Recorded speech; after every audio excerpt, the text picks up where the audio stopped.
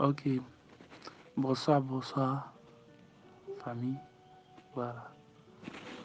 Je vous fais ce vocal parce que le samedi, comme je suis dans un moment de régime, donc voilà, les soirs là, je mange tout ce qui est léger en fait. Donc le samedi soir, j'avais vraiment envie de manger du pain. Donc je suis allé acheter du pain à la boulangerie. Et en revenant, j'ai acheté un demi-poulet, je suis rentré à la maison avec. Comme je suis arrivé à la maison, j'étais couché sur mon canapé et j'ai causé un peu sur les réseaux sociaux avec mes amis et autres. Et aux environs de 23 heures par là, j'ai eu sommeil un peu. Donc j'ai dit bon, je vais me coucher. Donc j'ai mis mes écouteurs, j'écoutais des simulateurs de pluie là, donc je me suis endormi. Pendant que j'étais couché, c'était comme si je sentais les choses. Je ne sentais plus mes membres. En fait, je sentais pas mes pieds, tout et tout. Donc c'était comme si ils avaient déposé 2 tonnes de briques comme ça sur ma poitrine. Même ma poitrine commençait à s'alourdir, à s'alourdir, à s'alourdir. Donc je ne comprenais pas, mais je ne pouvais plus parler ni faire quoi que ce soit. Et j'étais couché là jusqu'à arriver à un certain moment. Je me suis retrouvé dans un endroit. Je me suis retrouvé dans un endroit où je voyais qu'ils étaient en train de torturer des gens en fait. C'était tellement bizarre. Ils ont commencé à torturer les gens. Je voyais, excusez-moi du terme, mais je voyais des filles qui étaient en train d'être violées, en fait. Elles étaient en train d'être violées et les gars, ils prenaient des choses.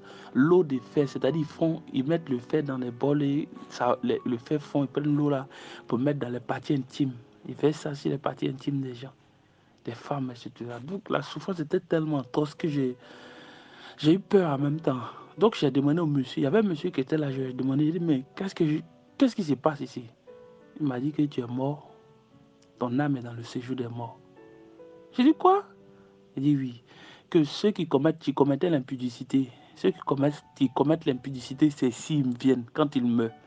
J'ai dit quoi? Donc ça veut dire, c'est pourquoi j'ai commencé à penser à le fait, ce qui m'est arrivé. Donc je dis, j'étais en train de mourir comme ça. Il dit oui, que c'était la fée.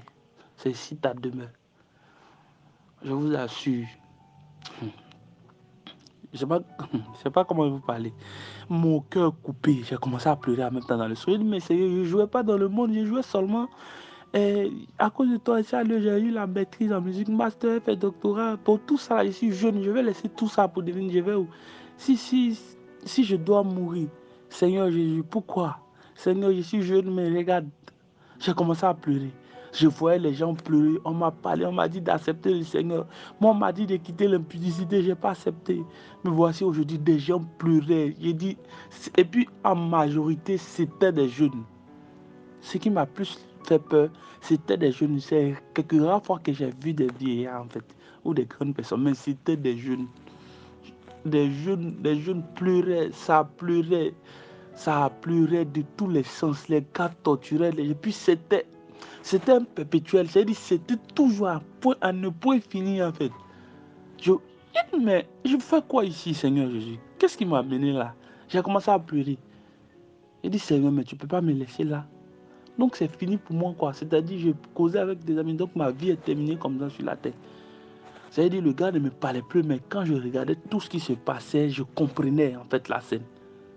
Donc, étant là-bas, mais je pensais comment les gens vont mettre mes photos sur les réseaux sociaux, vont mettre les emojis de pleurs, ils vont dire le jeune pianiste Marius, c'est fini. Je suis Marius le pianiste. Je ne sais pas si je me suis présenté au début, mais je suis Marius, je suis pianiste. Pour ceux qui vont écouter ces messages, ou ceux qui ne me connaissent pas, mais je m'appelle à l'état civil Lilian Marius. Voilà, je suis pianiste. Je suis pianiste aussi, j'ai joué à LMTV. Certaines personnes qui me connaissent déjà sur les chaînes, ils sauront de qui il s'agit en fait. Vous voyez. Donc je me suis retrouvé en enfer. Il m'a dit clairement que tu es en enfer. Parce que ceux qui commettent le péché que tu as commis là, c'est s'ils viennent quand ils meurent. J'ai vu des chants, des instrumentistes, tout le monde là-bas dans le feu. J'ai dit, et puis des jeunes des jeunes, des filles qu'on les forçait à coucher. Elles étaient épuisées, elles étaient fatiguées, mais on sortait avec elles seulement. Je ne sais pas comment vous transcrivez cette image que j'ai vue. J'ai dit, c'est la scène en fait. J'étais pris de panique, j'étais mélangé même dans le songe.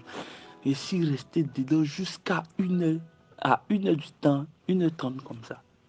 Pendant ce temps, celui qui surveillait là, c'était comme la prison dans laquelle on était là. C'était pas une prison fermée, mais c'était comme une prison pleine air, mais qui était remplie partout de tout ce qui est atrocité. Et nous étions là, il y avait 2 gardiens. Il y avait un vieillard et un jeune. J'étais à un endroit, mais ils étaient au même moment partout. C'est-à-dire que tu essaies de t'échapper pour sortir telle chose, il est là avec te repousse dedans. Donc j'étais vraiment, vraiment perdu. Je dis, mais Seigneur, qu'est-ce que je fais là? Qu'est-ce que je fais là? Et je suis resté dans cette situation jusqu'à en train de pleurer, en train de me lamenter avec les gens qui étaient là-bas. Mais ils n'avaient pas encore eu assez à moi. J'ai dit, ils ne m'avaient pas encore touché, mais je me trouvais là. Et arrivé à un certain moment, c'est comme si quelqu'un m'a poussé. Donc quand la personne m'a poussé, je me suis retrouvé en même temps dans mon corps, mais je ne respirais plus. C'est là que je suis qu'effectivement j'étais mort. Je ne respirais plus, je ne parlais plus, je ne respirais pas, mais je sentais que j'étais arrivé, j'étais couché là. Et au fur et à mesure, le poids qui était sur ma poitrine a commencé à s'élever progressivement. A commencé à quitter sur moi progressivement. Et j'ai commencé à respirer un peu, un peu. J'ai commencé à respirer un peu, un peu. Quand je me suis... la force, j'ai commencé à bouger mes mains en fait. Mais je ne pouvais pas me lever comme ça. Donc je me suis débrouillé jusqu'à me suis levé. Quand je me suis levé, je me suis assis. Et j'ai eu une forte soif. C'est là que je suis effectivement que c'est que le gars disait. J'ai eu une soif que je n'ai jamais eue sur la terre. J'ai pris de l'eau, j'ai commencé à boire. Et après avoir fini de boire, j'ai eu vraiment faim et j'ai mangé le pain et je me suis couché. J'ai commencé à pleurer, me repentir. Et Seigneur, vraiment merci de m'avoir donné cette chance. Merci encore de m'avoir donné cette chance. Que si je revenais, je vais parler de ça aux gens, à mes frères et sœurs, que tu sois instrumentiste, pasteur, homme de Dieu, peu importe qui que tu sois. Vraiment, la fin des temps est proche. Jésus revient bientôt. C'est ce qu'il m'a montré. Je t'assure que la mort, ceux qui se tapent la poitrine pour dire est-ce que tu sais qui je suis, je dis vous n'êtes rien. Je ne suis pas en train d'insulter qui que ce soit, mais vous n'êtes rien. Parce que mourir, ça n'est même pas une minute, c'est une histoire de secondes. Quand Dieu retire son souffle de vie en toi, tu n'es rien. C'est fini. Je dis, je suis mort en quelques secondes, c'est fini. C'est quand je suis arrivé là-bas qu'il m'a dit effectivement que j'étais. C'est là que j'ai su que c'était fini pour moi. Mais ça s'est passé tellement vite que je ne l'ai pas su. Aujourd'hui, étant au culte, ceux qui m'ont remarqué, quand je joue un peu, je sors. Parce que je sortais pour pleurer. Je me forçais pour ne pas que les gens puissent comprendre. Mais j'étais là où je laisse le piano, puis c'est couché dans le piano. Ma tête était baissée. Je vous assure, mes frères et sœurs, vraiment, changeons de vie. Parce que la mort ne prévient pas. La mort vient en tout moment. Quand Dieu t'appelle, il vient en tout moment. La mort peut te surprendre. Je ne suis pas pasteur, je suis simple instrumentiste. Je veux vraiment que ce message, excusez-moi si c'est long, mais j'ai voulu faire un en même temps, je ne voulais pas entrecouper. Mes frères et sœurs, repentons-nous, revenons à Dieu. Parce que j'étais sûr que peut-être aujourd'hui, ils vont vous annoncer que votre pianiste, ou bien Marius de jeune, effectivement, il est mort, ou quoi que ce soit. Et ceux qui m'ont connu, c'est les personnes qui me fréquentaient, sachent que je ne joue pas derrière les artistes mondains, je ne joue pas dans le monde. Donc sûrement, ils allaient dire, non, mais l'enfant, il était bien, Marius. Marius était tellement bien, Marius était tellement tant, alors qu'effectivement, il était en enfer. Vous voyez, l'habit ne fait pas le moine.